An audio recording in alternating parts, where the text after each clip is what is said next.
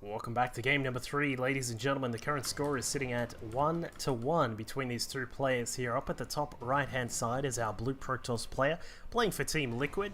It is Mana. And his opponent down at the bottom left hand side is our red Terran player playing for AT Gaming. It is uThermal.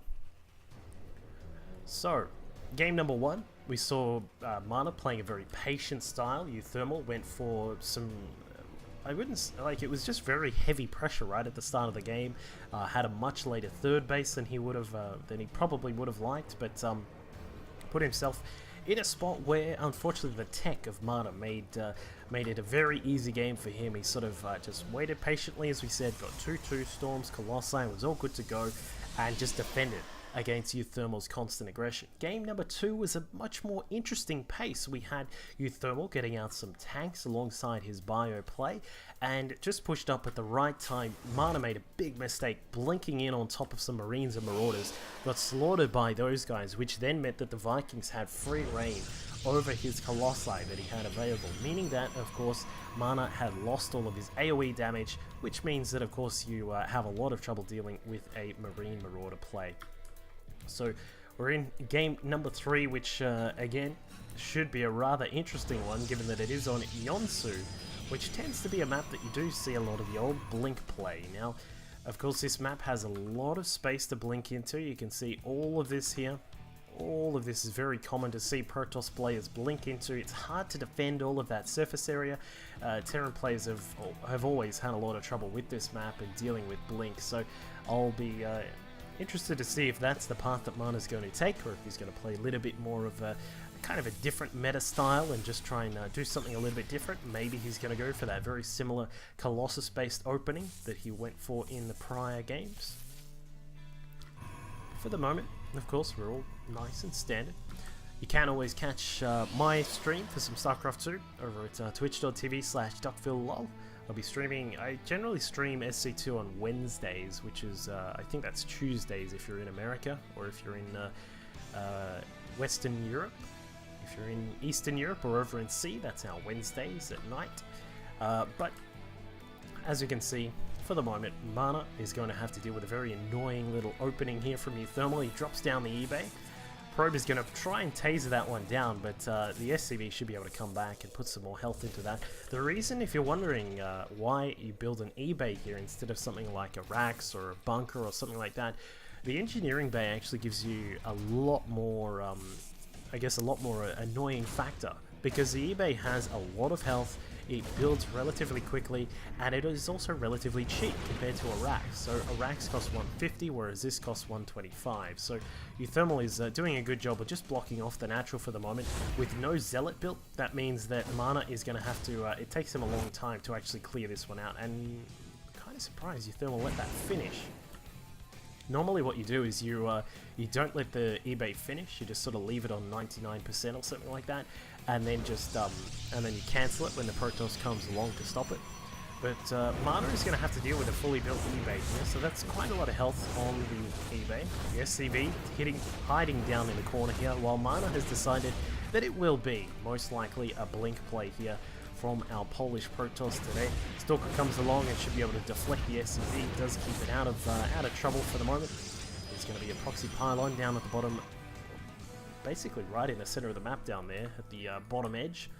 And for the moment, uThermal is going to be the thing about dealing with these blink plays is that you have to identify them very, very quickly so that you can get the right response out.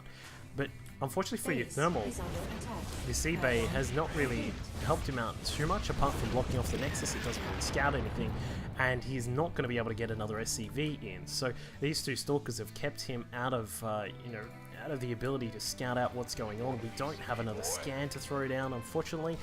We will in a second, though. Let's see if he scans. Normally, like, you mostly see players scan around this sort of region, so I'm expecting, yeah, there you go, scans right there. Unfortunately, doesn't actually see anything, and Mana, it looked like Mana was going to use this one probe to try and get something built. I'd assume it would be Yeah, there you go. He builds a rowboat just in case he loses the mothership core, which is used for the high ground vision. He can actually send an observer down there and scout out. But Blink is now just about 2/3 of the way done, so we'll have that coming up very soon. 2 stalkers are going to poke at the front, try and see what kind of defense is here. But it looks like it is going to be not too much really.